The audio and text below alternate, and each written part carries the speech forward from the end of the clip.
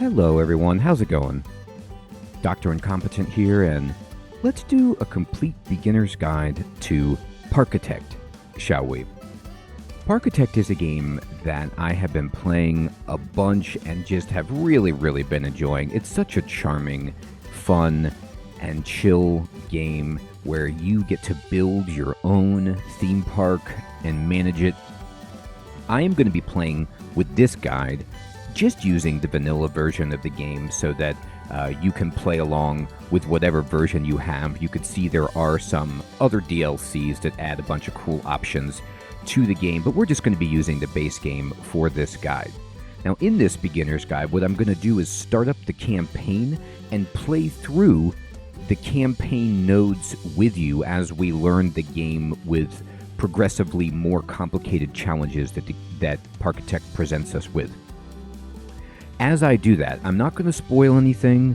I'm not going to tell you exactly how to min-max, exactly where to put your rides, what rides to build, in what order, or anything like that, but rather just explain the UI, the controls, basic strategy and tips, things that I've learned through my own mistakes, things that I've learned from amazing viewers on YouTube in the comments and people on stream who've given me real-time advice about Parkitect, so that you can enjoy Parkitect at your own pace and design your park however you'd like.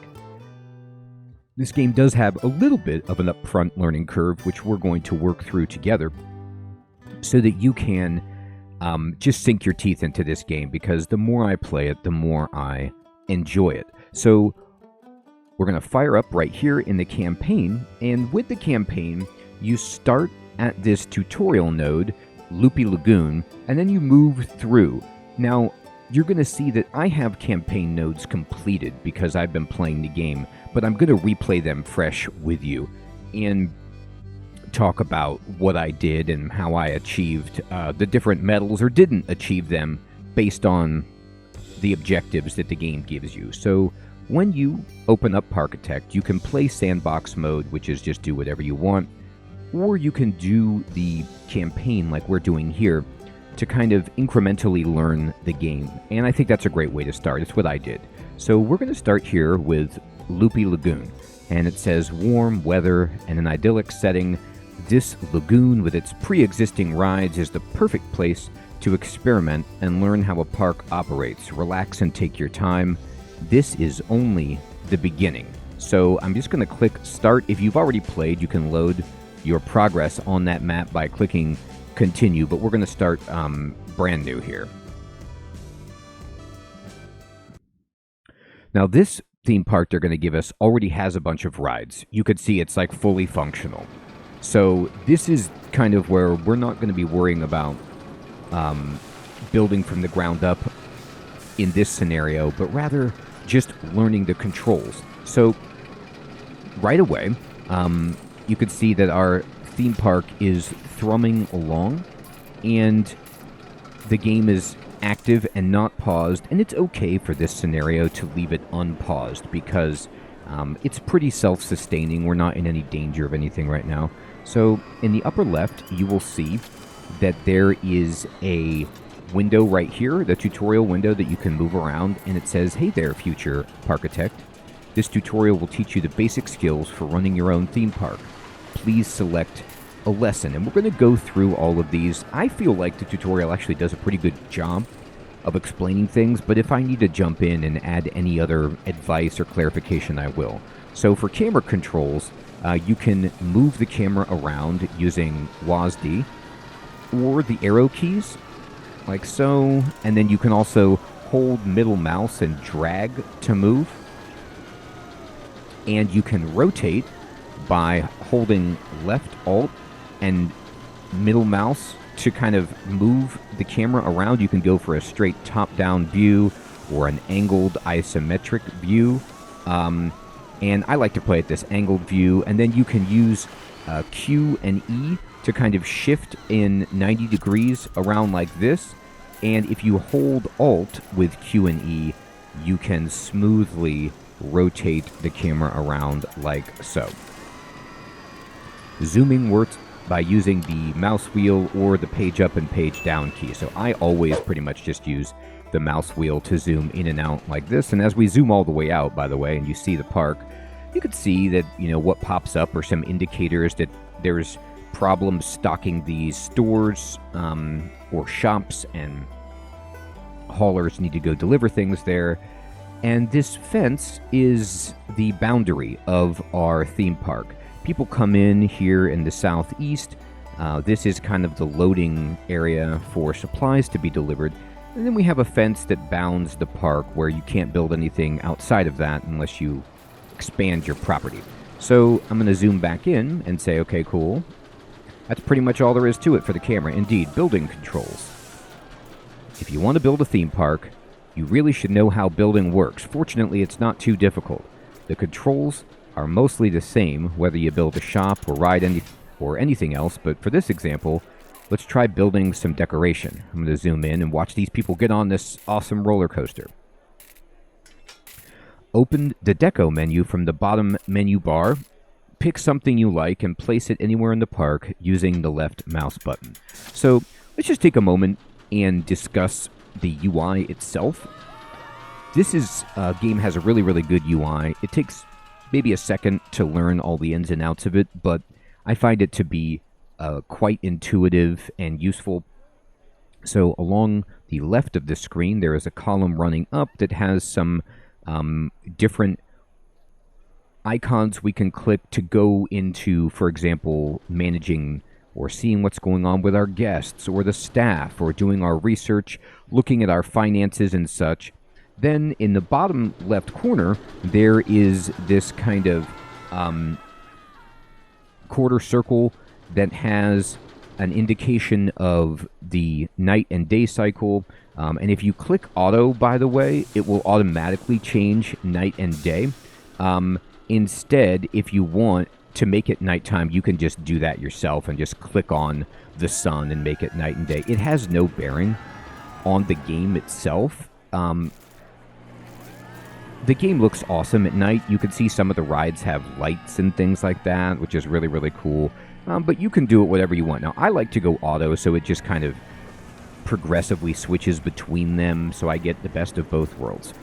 Now, below the time of day, you're going to see this indicator, which means how much money we're making. So we're at net zero. Now, that's kind of just for the tutorial, meaning like we don't have to worry about making or losing money. This smiley face with the number is how many guests we have in the park currently. This big number is our money. If you mouse over how much money we have, it gives you a complete breakdown of where money's coming in, where money's going out, and total, and then now you see we've moved into another month, so it's giving us both January and February of our budget. Then below it, you have the time controls, the date, and the temperature. Now this green gauge that runs along the quarter circle here is a rough estimate of everybody's happiness and well-being and how things are going with your guest experience at the park. So it's an aggregate of all of these things, which is, are guests happy? Are guests getting tired? Do you need to build benches so they can sit down and rest? Are they hungry? Is there enough food for them to eat located conveniently? Are they thirsty? Same thing. Are there enough places to buy drinks? Are they located in convenient places? How do they feel about the amount of decorations that you have? Is your park being kept clean? You can see right here there's some vomit on the ground, which is not great, but some rides do make people throw up. So they will get off the ride, like a spinning ride like this, and they'll just puke. And your janitors will come take care of that. Additionally, just continuing to look at the green gauge here, guests rate their experience, like how they felt on all of your rides and attractions, their opinion about the prices that you're charging, and then just an overall score. Then down here along the bottom of the UI are the building options or terraforming, decoration changing, painting tools and such to edit your park. So they want us to click on the Decoration tab, which looks like some cardboard cutouts of scenery and stuff, at least to me, but it's really three-dimensional trees and benches and trash cans and stuff. You can click on this button to open this window right here, which is the Deco window, or you can push F4 on the keyboard to bring it up. You may move around any windows in the game that you'd like, and you can even, in the bottom right corner, kind of resize them if you'd like.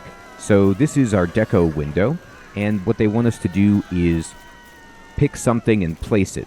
So the decorations, we're going to be looking at this left tab, Deco. You can go to the right tab, which are like path attachments, things like benches and trash cans and lights that you would put along the path, but they want us to build some decoration. Now these categorical tabs, you can open and close. You've got effects, nature, props, and structures. These numbers will change based on which DLCs you have installed and research perhaps, but for this tutorial, this is all we've got. And so we can, look here. Oh, this bathroom is really clean. It's emitting toxic stench, but that's okay. We don't have to worry about that right now. Later, we can talk about that. So I'm just going to go into the Nature tab, open this up, and why don't we just build right here this giant flower. So if I click on this giant flower and move my mouse onto the map, you could see that the decoration window automatically collapses. It stays there. You could see the upper ribbon for the window remains, and if I just mouse over it, I can, open it up again. But it hides itself so you can see. And then I can put this wherever I want. Now, with this item right here, you can see the price in the upper left. It's going to be $10. You can change the color of the flower. So if we want it to be a red, orangey kind of color, we can do that. And you can also, I got to close this, you could change the color of the leaves if you want it to be just, a ferociously dark green or a really light, kind of color like this. Let's just go right in the middle there. And then now when I place this, I can completely personalize this. You can also click on this slider to change how big the flower is. You can see it gets enormous. Now it is more expensive if you change the size of it. If you make it small, it's actually cheaper. You could see the scale of it affects the price. So at 1.0 scale, which is like right in the middle, it's $10 base price. I'm actually slightly below it. But if we go up, you could see it begins to get more expensive. Now, additionally, you can use the period and the comma keys to enlarge or shrink the flower. I'm just going to make a giant flower right here. Now, while you're placing this, look in the upper right, and it tells you controls for things you can do. The game is great about when you have something selected, it tells you all of the control options. So I can push the space bar to rotate this flower around. I can use left shift and hold it to raise, put it underground, or put it way up in the air if I want. There are no physics. I can just put this up here if I really want, but I'm going to put it on the ground, and I can use right mouse button to just delete it, to be like, no thank you. And I can do that for anything that I target in deco mode normally. Just click on, if I'm in decoration mode, I can right click on other decoration to delete it. I can use left alt and it will make the grid appear. And if I use the number keys, I can make the grid, as I go up on numbers, change how many squares it presents to get even more precise stuff. So with 2, it's just kind of dividing it by 2, and then I can go smaller and smaller and smaller. But this will just let me center it really easily, left alt like this. And I'm going to put it right there. And then now, boom, it's there. As long as any building tool is open and your cursor looks like a hammer with an arrow on it, you can destroy things with a right click. If you hold right click and move the mouse around, it will continue destroying things, but only objects that belong to the same category as the one you initially clicked on. This is useful for quickly destroying only a bunch of rocks without having to be afraid of destroying anything else. So this is a very nice way to do mass destruction.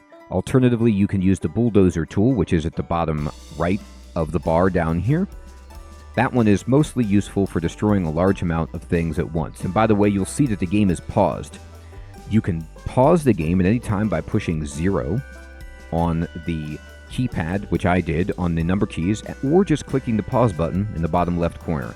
And then you can resume by pushing 1, 2, or 3 to go really, really fast, normal speed, or 0 again for pause. You get a full refund for destroyed objects for quite a while after they're built, so don't be afraid to experiment and destroy things. And they want us to destroy the object we just built to continue. So I can just right-click it to destroy it. Or, if I built it right there, I can also use the bulldozer tool and click on this, and then it'll be red like this to be like, are you sure you want to destroy this? And then above the bulldozer tool, you just click on the check mark to be like, yes, please, and delete it that way. Either way is fine. Okay. By the way, you might have noticed a text box in the top right corner of the screen. Whenever you're using a tool, it lists all the relevant controls for that tool, so if you ever forgot anything while playing, keep an eye on that area. For example, it'll tell you you can rotate objects using space. We already talked about this, but it is good to know. You can disable this if you don't want to see it once you memorize the controls, but I honestly always like to have it there myself. Most things can be raised up or down by holding left shift and moving the camera up or down. So you can use left shift and then hold the mouse and kind of drag up and down, as we did with that flower, to put things higher or lower. You can also use left control to raise the object to the same height as whatever's below your mouse cursor. Try placing something, for example a rock, above this blue cube here. So I'm going to go into the deco, and I'm going to go to nature, and we'll go down to rocks, and I'll just pick this round rock here. Now, I will tell you that when I first did this tutorial, I falsely assumed that this blue cube was a thing, and I tried to use Control-click to put it on top of it, but it's not real. It's like a hologram that's just kind of showing you some verticality to this particular square. So what I'm going to do is hold shift and then pick it up and put it right on top of this, like so. And now we've got a rock up there, and we can say next. Finally, here are some quick tips for building deco specifically. You can find the Object Pipette tool near the top of the Deco Builder window. So remember, it hides up here. I'm actually going to push escape to get rid of what I'm holding and have a clean cursor. I am used to, in some other building games, right-clicking to clear what I'm holding. Do not do this in Parkitect, because, as happens to me often, if you right-click when you're holding something, you will destroy what you're pointing at, and you have to rebuild it, so it's annoying. One of the things I wish was in the game but is not is an undo feature. So if you accidentally destroy a bench or whatever, and you can't just go back and undo that, you have to actually rebuild it. So pay attention and don't have that happen to you. Now, the Pipette tool, they're highlighting it right here. It looks like a little eyedropper. And you can click on it, or you can just push P, the hotkey, which is great. So you could change your cursor now to the Pipette, the deco window hides, and then whatever you want to build, like if you want to build a bench, just click on it, and now you've got a bench, and you can, put a bench down right there. If you push P, even if you're holding something, you get the Pipette back, and you can build another lamp, and you can, put it on the path right there. There we go. It didn't want it to be off the edge. It wants it to be on the edge of the path internally. Okay. So this speeds up building a lot, and it does. This is something that you're going to want to do all the time. I'm going to get rid of that rock by right-clicking on it, and you can use the Pipette to, hey, you want a palm? And you'll notice that palm, they're giving a cool effect with these palms by placing the trunk way underground so that all that's showing are the leaves. It's kind of a nice, like, to make it look like a bush, right? But if I want to raise it up and put it over here, I can just have a palm tree over there if I want. All right, I'm going to push escape to clear my cursor and say next. Many deco objects can be placed freely, but when holding left alt, they will snap to the grid. We did talk about this grid already. It's super useful for precision. If you're like me and you're not very precise with the mouse, but you want to line things up sometimes on a grid, go ahead and use that. And, for example, let's say I'm going to place something awesome like... let me put something smaller, like this... clock. Okay, I'm going to select this clock, and you see I'm putting it here. Well, I can get it close to the center with the free cursor mode. But if I hold Alt, the grid is already set like this, and it's going to be in the center. But again, like we talked about, you can get really, really, precise by using the number keys to make the grid bigger or smaller. And bam, I'll put it right there. Okay, and I'll right-click to get rid of it. All right, your first ride. Rides are the most important thing in the theme park, of course. There are very big and intense rides like roller coasters, but also smaller, much less intense rides. And by the way, before we talk about rides, I will say that deco is a huge part of the game, and it's not just aesthetic. Decoration is a rating. Like if we mouse over this, you can see that decoration is at 100%. So we have they built us this park. It's really, really well decorated. You could see the trees and the objects everywhere. But often you'll start with nothing and you have to build the decorations.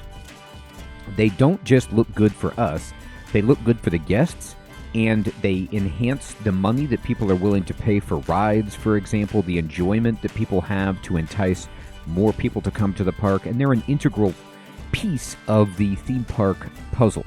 However, rides are, well, no pun intended, the main attraction. So roller coasters attract many new guests to the park, and most people love them. Guests are different, though. Some people prefer less intense rides, and ideally your park should offer something for everyone. Since this park already has many intense rides, let's take a look at how to build a simple calm ride. Okay, I'm going to push Escape to clear my cursor. I'm actually going to push F4 to just close the decoration panel. I don't need it. I'm going to push Next. So in this highlighted area, they want us to build a carousel. So F1, or this ride button down on the bottom of the UI, is the way to open this panel, which shows us rides. I'm going to move this window down here so we can see more of the screen. And it has several categorical tabs. So there's calm rides, which we're starting with, thrill rides, roller coasters, transportation around your park, and water rides. And what's available here will depend on what you've researched, what scenario you're playing on, what DLC you have, etc. So they want us to build this carousel right here.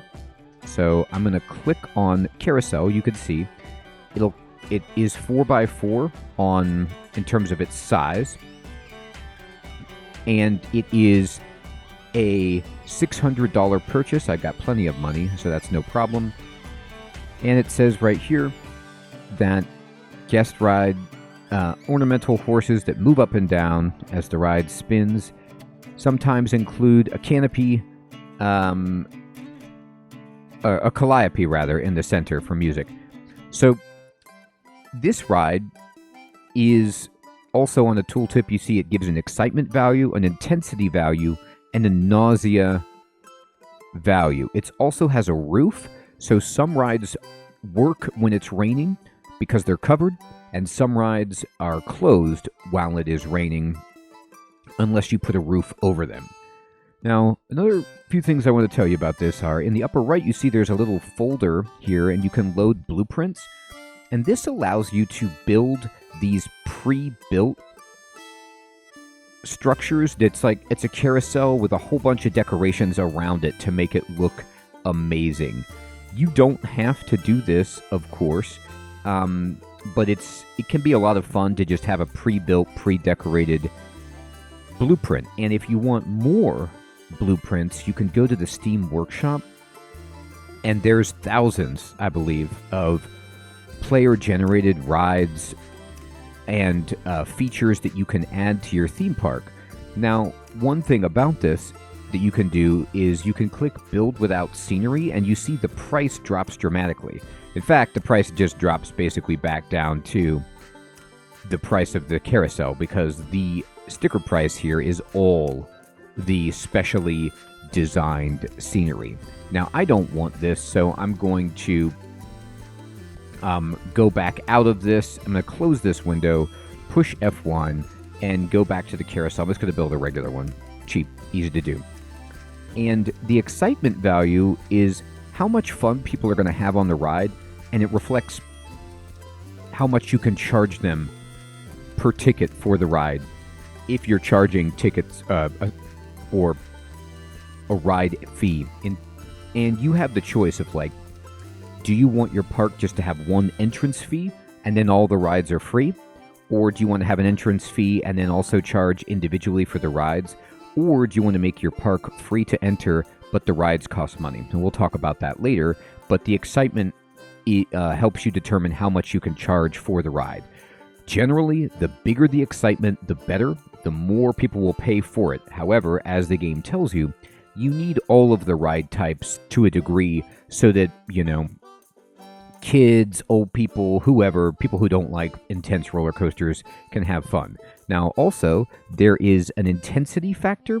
So some people want calm rides, which is low intensity, and there's a nausea factor, which are like your puke machines. So this does not make people puke, but you need puke-inducing rides, which we'll build later. So I'm going to take this carousel and put it here. Now, you could see that it's blue and white, but of course you could customize this to your heart's content. I'm just going to build the stock carousel and drop it in. Now, once you drop it in, it says you need to place the ride entrance so guests can get onto the ride. So you could put this wherever you want, but it indicates with these swinging gates and the little ticket booth here, this is where people are going to come on the ride. So what you want to plan for when you place the entrance in your mind is think about, where is the queue for this going to be? How am I going to set up a line for people to wait when they're trying to get in here that won't congest my pathway? For example, right up here, you can see that this queue wraps around and goes up these steps for this roller coaster, and then the exit is on the other side that connects to the path. I'm going to put the entrance right here, and now they've rotated the map automatically for an exit. Now, normally the game doesn't do that. That's part of the tutorial, to move the camera like that. But here's the deal. You don't want to put your entrance right up on the path because you need to give people room to queue up. But your exit, you can put right up next to the path like this. And then once your exit has been connected to the path, it will match underneath the color of the path that you have. So we have like this cobblestone path. And this means that the path going out and then the path under the carousel matches. And when you see it match like that, you know that you've connected your exit to the path. But we're not done yet because, as it says here, we could have put the entrance right next to the path, but it's better to give guests some space where they can wait for their turn on the ride. So let's add a queue line. So we need to go to the path menu, which is F5, or click on this little path down here. Now, queues are in the middle. It's regular path, queue, and then staff or employee path. And queues are in the middle. And we want to build a queue that connects from here to the path itself. Now, I'm going to show you a few things about this. First of all, you can change how it looks. So you see there's this kind of like, they have a gray queue over here. But then they also have like a red wooden queue. So they have several different queue designs. There's a multicolored queue design up here. I'm okay. I'm going to go with this red tile. You could select over here on the queue window, move it around if you like. And then when you have your cursor down, you can get a preview for what it looks like. Now you could customize this further. You could change the colors. And you can even retroactively change the colors once it's placed by using the paint tool. But anyway, if you see how the exit door is here, you might think that you have to build your queue right by the door. But instead, if you actually build your queue here, the exit will automatically rotate to accommodate that. So if I click on this, you see how the exit And, the ticket booth just rotates around to match that. And then I can go like this to connect the queue to the main path. And once it's connected, it has this little archway with a LED kind of like ticker that is explaining what the name of the ride is. And you can leave it like this. But if you want even more queue space, which I like to have, you can just left click and drag on this last tile and move it up here. Let me get one more. Oh, won't let me move it further. Okay, fine. Like this. And now it has a little bit of a wraparound to allow for even a longer line. So perfect. We're done. So once we have set up the exit and the entrance with the queue, it's time to open the ride. I'm going to push escape to close the path window and clear my cursor. And then you see down here there's a window that I'm moving around. It is the carousel window. Every ride, when you click on it, will open a window like this, which gives you a bunch of information. So the default tab is the ride information tab, and at the bottom of this, there's this big red bar that says closed. And to open the ride, you can click on the green button to open it up. We'll talk about the rest of these tabs in a little bit more detail later. Not necessarily all of them. We're going to focus on the ones that I use the most. But for now, this is good enough, and we're going to open it. Now, if you want, you see on the right here, there's some buttons where you can change or place manually the entrance and the exit, or if you click this bulldozer, you'll just destroy the entire ride. Here, $1.50 is the price for each ride. It doesn't matter what we set this price at right now for this portion of the tutorial, but we will talk about how to basically go to the Statistics tab, use the excitement value as a measuring stick to adjust this to make a good amount of money and not scare people away from riding it. So I'm going to click the green button. We'll do that later when it becomes important. And now the ride is opened, and we can click next, and it says, by the way, in most scenarios, you will start with a very small amount of rides and you will have to research new ones. The research menu can be found in the left menu bar. So I'm going to close the carousel window, just click on the X, and you see now how the ticker for the entrance to the ride says carousel. So that means it's open. It'll say in red it's closed if you haven't yet opened the ride. The beaker over here is the research tab. Click on this, and currently you can see in this tab our research team is focusing on thrill rides to research. Every month they spend $100 doing this, and over time they're currently working on this ride called the Turbine. They'll be like, we're done, and then when you click on rides, a new ride will open up, and the ride that they're working on, I'm going to move this ride window over here so we can see it's a thrill ride, and that actually goes in the second tab for thrill rides. So this Turbine will add to this list. Now, if you want to change what they're researching, you can click the drop down to go for, coasters or decorations or whatever you want. I'm going to click next, and it says now we can go to finances. So I'm going to go ahead and push escape, close all these windows, and go to finances. Sooner or later, your park will have to make money or it will have to close. You can either charge guests for using your rides or charge a fee at the park entrance simply for entering. You can also do both, but if you charge for your rides, most people will not be willing to pay a very high park entrance fee. And then there's also the shops, which are an important source of income as well. Let's use this coaster over here as an example for how to adjust prices.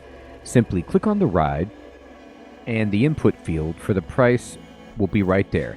So, by the way, this ride is awesome. It's a huge roller coaster. I will say something about it. You see how they have put these awnings over the ride itself so that guests can get on it without getting wet. It doesn't mean that the whole ride is protected from the rain, but also here there are some areas where people standing in line can be protected from the rain. So just something where it is decorative, but it also has a functional element. So I'm going to click on the ride, and this is called the Wave Breaker, and it opens up this screen. It says, but how much can you charge? Generally, the more exciting a ride, the more guests will be willing to pay, but you should listen to your guests' opinions to really find out. You can find all of the most recent thoughts your guests had about this ride in the Opinions tab. So the Opinions tab is this dialogue bubble over here, and you could see just like how satisfied people are with the ride, and they love it. So they think it's a good deal. 22 of them said Wavebreaker was a really good deal. 39 people said I want to go on it. And one person was like it wasn't intense enough. They want an even scarier ride. But that's only one person, so we're pretty good. To get the full picture of how well your park is doing, let's take a peek at the finance window in the left menu bar. So if I go back to the State tab, this information tab is what I call it because it has an I for information. You can see we're charging $4.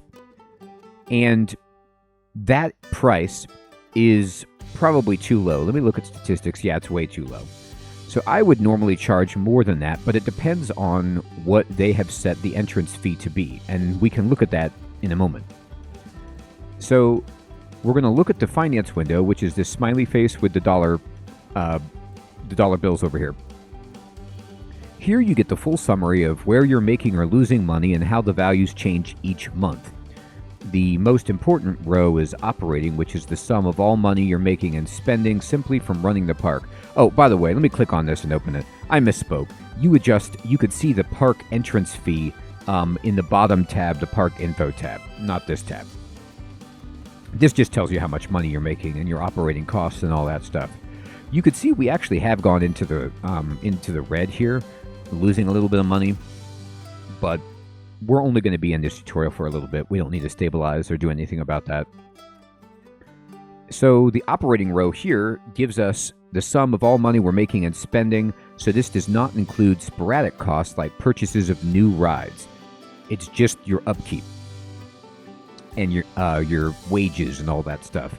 As long as this number is positive, you'll be fine. In a new park, you won't make much money yet, so that'll be a negative number, and you will have to work towards changing this. In case you do run out of money, you can get loans from the Loans tab, and this is the third tab over here with the hand under it, and you can select any of these loans. There'll be a monthly fee that you'll have to pay as long as the loan isn't paid back. So be careful to invest the loan money into the right rides that excite your guests and bring a bigger audience to your park. Now, for me personally, I never take loans because, as Polonius said, neither a borrower nor a lender need be. And that's good advice. But there are moments in the campaigns where we might take a loan if there is a time limit on achieving a gold medal for a goal and we need money right now. Then in that case, maybe you take a loan. I don't like to take loans because I don't like paying interest. However, your mileage may vary. If you don't mind taking the loan and then you can make the money back so you don't really have to pay that much interest, that's up to you. And now I'm going to push escape, and close this and talk about shops. Your guests will get hungry and thirsty eventually, so let's take a look at how to build and operate a food stall.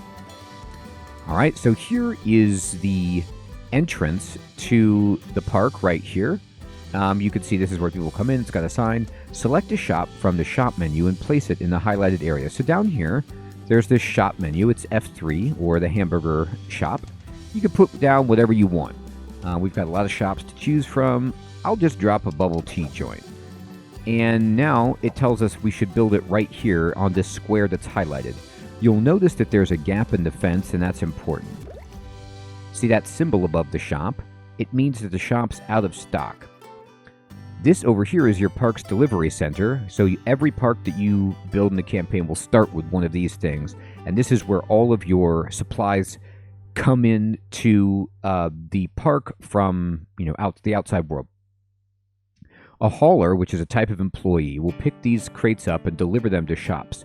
Right now, your park has no haulers, so open the staff management window, which you can see over here. It's the little guys with the hard hat and the blue hat. We're going to open this, and in this staff window, you can see that there's 1, 2, 3, 4, 5 different types of staff we can hire. And you can click on these. We don't even have any janitors right now, but that's okay. We're going to click on haulers, and they want us to hire one. You could change the color of their uniform up here if you want. And we're going to hire one. So you just click on the hire button, and then the game wants you to just drop them into the world. And I will. I'm just going to click on the world, and once I unpause, this person will drop down and start working. You don't need to mess with anything else right now. It's telling you this is the hauler. They're wandering around, and we haven't really assigned them to a zone or anything, so we're just going to leave this as is and click next. Right now, the hauler has to walk quite a way to get to the shop. This will take a while. Guests will also not be too thrilled to see these big crates being carried around. Shops can be stocked from the back, so let's build a shortcut for the hauler to finish his work more quickly and without anyone annoying our guests. Open the Path Builder window and select Employee Path. Guests will not use these employee paths, and employees will use them whenever possible to fulfill their tasks. Build an employee path to the back of the shop. So this is really important info that they're giving you. Guests hate seeing anything related to staff, their buildings, or the staff themselves if they're carrying things. They don't mind seeing like janitors working or security guards working or even haulers walking around in the park if they're not carrying something, but they don't like seeing boxes for some reason. They hate them. So you got to conceal them. So this fence blocks their view of this staff room and all of these staff facilities. So if we can keep the staff from having to walk around by clicking on path, then clicking on employee path, then dragging this up like so. If we do this, now the employees can stock this up without anyone seeing them. Also, worth noting, if I have a staff path, like let's say I have a staff path, like it's not going to let me build it, but let's say I built it, over here or something, the guests will never walk on it. So they don't mind seeing the employee path for the most part, I don't think. They just don't like seeing the buildings. So you can lead your path around to guide your staff away from your guests. So we're going to say next, this is done. Well done. Most food creates some trash. We should put up some trash bins next to where they're eating, or the park's going to become a dump. So generally you want to have benches and trash bins all over your park to help people if they're tired and to give people a place to throw things away. So I'm going to push escape, close the path window. We're going to go back to Deco, F4. Then we're going to go to this second tab which says Path Attachments and go for trash bins. You can see there's a categorical tab for trash bins right here, but at any time you can also search this. You can just type in trash and locate trash bin. So I'm just going to pick this trash bin right here. And you see how I can't drop it in the middle of the path? It's red. It needs to go on the edge, and it snaps to it. And once it's there, you'll see it turns blue, meaning I can put this down. So they want me to put one here and over here. You cannot put it on top of or next to a bench. If you tried to do this, it would either replace the bench or you'd have to delete the bench and then put it there. There's only one thing that can go as a path attachment on that square of that orientation. You could put one along another edge if it were the edge of the path, but it's not. So I'll put this here. And the trash bins will have to be emptied, so you should also get some janitors. So I'm going to push escape. I'm going to click the staff. The default tab is janitor. I'm going to hire them, and I'll just drop them right out here. Great. Stocking shops has a cost, and the shopkeepers, I'm going to close this window, will want to be paid each month as well, so we'll leave it at this while our park is still small. This should take care of our guest needs for now, and once we make a steady profit and more guests come to the park, we can always expand further. And embedded within that is a really good point, which is that you don't want to go crazy with your starting money and overexpand and build every shop everywhere, like 10 copies of each shop, because they have an upkeep cost, and you want to kind of be gradual and build based on supply and demand. So now I'm going to click next, and they want to talk about behind the scenes. As your park grows, it will become more difficult to supply shops that are far away from the delivery buildings, such as the one over here. You could, for example, build a network of underground employee paths leading here, but transporting all the crates by foot will still be slow. So you can do that. You can coyly move the staff underground so that nobody sees them. That's certainly an option you have, but what they're going to talk about is a faster method. Another option is using the transport system, which is a fast but expensive way to get the crates to any location on the park. Let's place a depot in the highlighted area. All right, so we're going to do this, and we are now using for the first time the Park Utilities tab along the bottom, which is F2, and it's got this red box around it. And depot is the very first thing. It's $2,000. It's very expensive, but it's handy. Now, I'm going to just tell you up front, they explain how to use it here, and it is handy, but you really only need this in very large parks. Many of the early campaigns you can do just fine without a depot, but it's good to know how to build one. So right now, they want us to rotate this, so it's like this. I'm going to move the camera. The door needs to be along the path. Like, I don't want to build it like this, because then it's not connected to the path. I want to rotate it like that. Next, we'll have to connect the underground connectors of the depot and deliveries building using tubes. So we select tubes right here, which we already are, and I'm going to zoom way out. Our delivery building is way over here. You can see there's already actually some tubes going.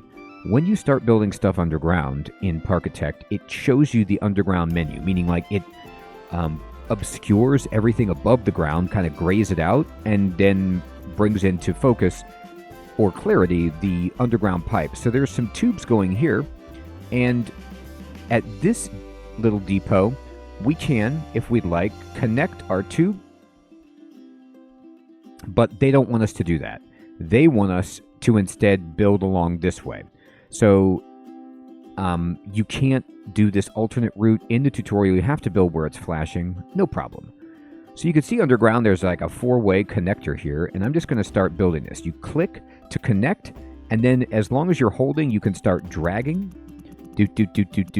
All the way down here. You can see this is super expensive. It tells you the cost on the tooltip. This is $660 to drop that in there. It's built. I'm going to turn the corner and just holding left click, moving the camera using WASD until I get right there connected. Now, there's like pneumatic tubes shooting on, they're either pneumatic or conveyor belts shooting the food around.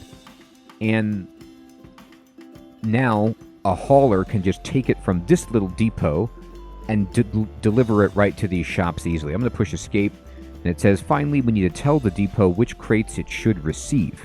Close the tube builder, then click on the depot and add the shops. So once you have the depot selected, right, you need to click on this gray button that says add, and then the Pipette tool happens on your mouse cursor, and you click the shop, and you click the shop.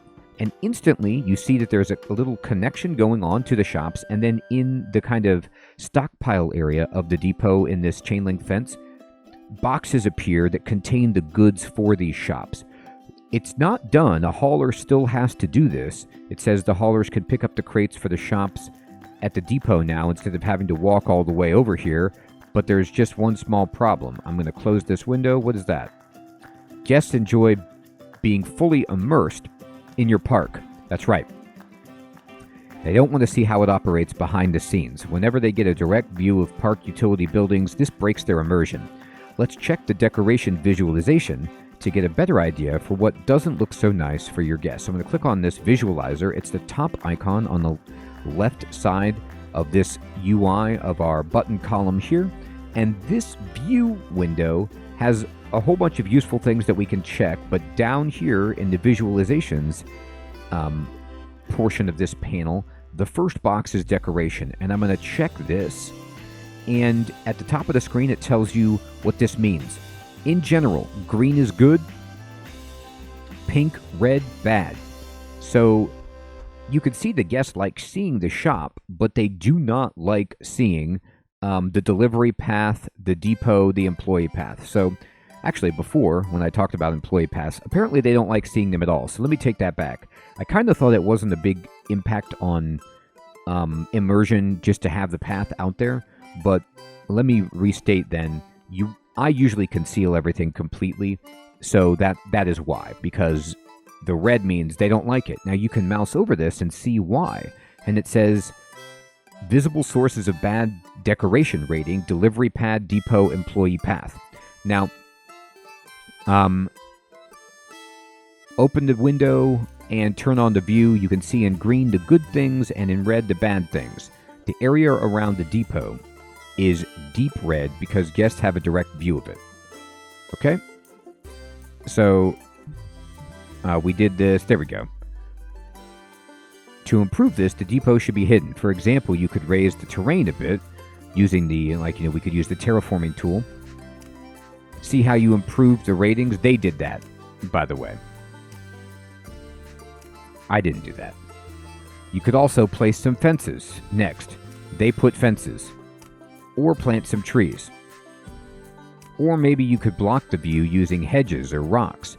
Or you could get really involved and construct an entire custom building around the depot. There are many ways of doing this. And you could see how with each thing that they built, the decoration visualization dynamically updated to reflect that they love this. So they love this over here. They are happier now with most of this because the fences, the trees, things are blocking these magenta buildings. The magenta from this depot will never go away. It's representing that people do not like seeing this. But as long as they can't see it, then it doesn't matter. Okay, so one thing you can do, if you want to completely conceal this, is we can go to the Deco tab, we can go back to Deco, and we can go down to the Structures tab and just build some walls. So that's certainly a possibility. One thing that's really useful is searching for doors in the Structure tab of Deco. Just type door, and you can see all these different doorways that appear. So I can find a doorway that sort of matches these fences.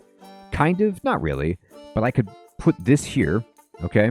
And then I can go back to doors and I can click on these open doors right here and, oh, I built this facing the wrong way. Here we go. Space, space, space to rotate this like that. And then we have a little bit of a blocker for people seeing inside here. But to continue this, I'm going to push P for the pipette, and I'm going to put a fence right in front of this and in front of this. Over here, over here. There we go. So now you see how this is all green. Nobody has a problem with this. The path itself is detrimental and the building is detrimental, but I can put fences here to block this so that nobody can see it. Now, you cannot block the back of these shops, nor can you block the doorway to the depot, or people won't be able to do their job. But you can do this and just kind of block this off altogether with fences. Good. All right, and last but not least, I'm going to push escape. I'm going to close this view here, the visualizer, and now you can see what this looks like. And I'm going to go to building coasters. A good coaster will attract many new guests to our park, so let's learn how to build one. Here's the initial station piece for the junior coaster that we'll build. Simply right-click on this piece to start editing the track. So they've already put down a station piece for us. And to get to that, you would click on rides and you would go to coasters, and then you would start making your own coaster based on what type of coaster you want to make, like a wooden coaster, a mini coaster, floorless, junior, steel, whatever. But they've already started this, so I'm going to right-click on this, and coaster trains stop inside the station, and the length of the station determines how long the coaster trains can be. Build 4 station tiles so we can have longer trains. Okay. So how do we build more stations? Well, you go to the track builder window right here, and then in the far right box, there is this station tab. So you click station, and we're going to go 1, 2, 3, 4. So we've built 4, and we have a nice long station train. I think we built enough, right? Apparently they wanted us to build more. Okay, so now 1, 2, 3, 4, 5, 6. Yeah, oh, whatever. Since this coaster gains speed due to gravity, we need to bring it up a hill first. Enable the lift hill option and build 5 up-slope segments. Okay, so over on the right portion is the track builder with the different types, but you need to click right here, lift. We want this to be a lift, which basically is going to pull it up for us. And then we want this grade of a slope, so we're going to click 1. Okay, like this. So once you have this selected, you see how the path curls up. Then you click build. 1, 2, keep clicking build, 3, 4, 5, just like that. And then go back to a flat part. Click the flat button in the middle here on the track builder, and then build. And then downward, and they want us to use this downward slope, nice and gradual. 1. By the way, the lift has turned off, because when you're flat and going down, we don't need that anymore, and we're going to go build, build, build. Now, we go back to a flat part again, so we click flat. The train has already picked up some speed at this point, so a quick transition might feel a bit rough. We can increase the length of track segments and use this to create a smoother transition by using the segment size buttons. So they want us to set the segment size to 2 and build a transition back to flat segments. So while you're building, the game helpfully has this kind of like ghost roller coaster showing you what the ride is going to look like. We're going to click this plus minus segment button to go to 2 segment size, and we're going to build just like that to make a nice long track. And then it says, okay, we're going straight is boring, so let's build a curve. Flat curves at high speeds can also feel quite uncomfortable, so you might want to bank the track a bit using the banking wheel, which is this middle box. So let's bank it a little bit, I suppose. So I'm going to bank it, a little bit, 35 degrees, I guess, or 40 degrees. We're turning to the left, okay? So let's bank it so that they turn like this, 30 degrees, just like that. And I'm going to build the track. So you can see, if I zoom in, the turn is smoother because the track is not flat, it's banked a little bit. Now I gotta tell you what, this is incredibly complicated. There's a lot going on here. Don't worry about this too much when you're starting out. You can customize every aspect of your roller coaster, and the guests will respond to the smoothness, the G-forces, the nausea, the excitement, all that stuff. But if you're starting out and you don't want to mess with this, you can just build pre-built roller coasters, which is what I do a lot, and you know that they're going to work and guests are going to enjoy them until you feel confident doing this manual editor. So it says here, by the way, there's some helpful visualization modes that you might want to check out. They help with figuring out which parts of the ride feel fun or uncomfortable. Lateral G-forces press passengers to the sides of the car and are usually not very fun. They can be turned into vertical G-forces by banking the track, which press the passenger into or out of the seat and are much more tolerable. Longitudinal G-forces are generated when accelerating or decelerating the train. So we're going to click visualization and just check out, for example, lateral G-forces and see where it's real intense. I'm going to turn the track again. And now you see we're kind of moving in a circle here. Driving over hills with some speed pushes the passengers out of their seat. This is called airtime and is pretty fun. And they want us to select the segment size 3 and build upward right here. So we're going to go 1.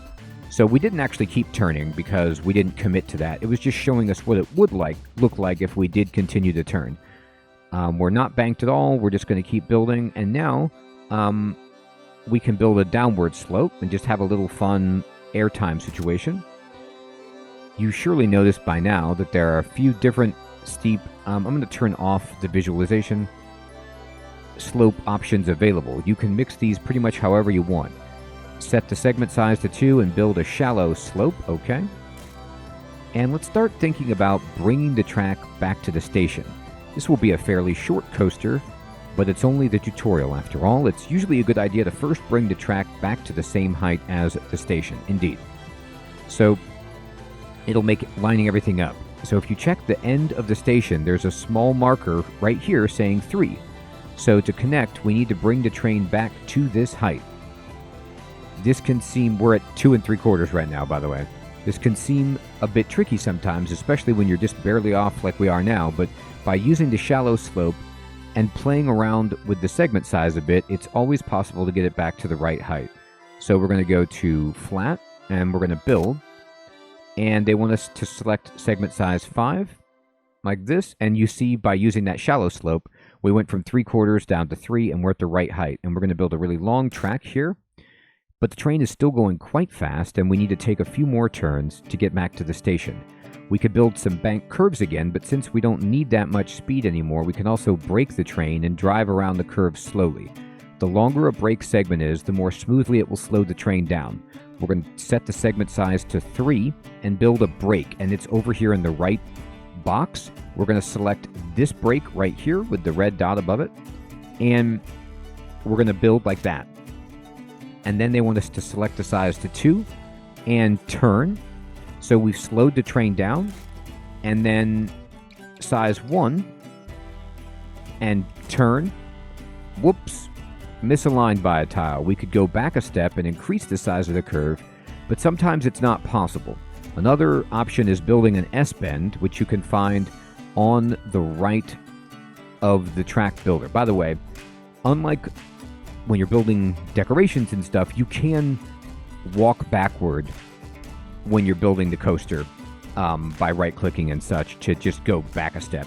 But they want us to build the S-bend, which is over here, and we're going to select the S-bend left or the S-bend right. There we go. You see how it goes real like that and matches right up. And we build it. And it's a fairly short and simple coaster, but now we know everything we need to make something more complex.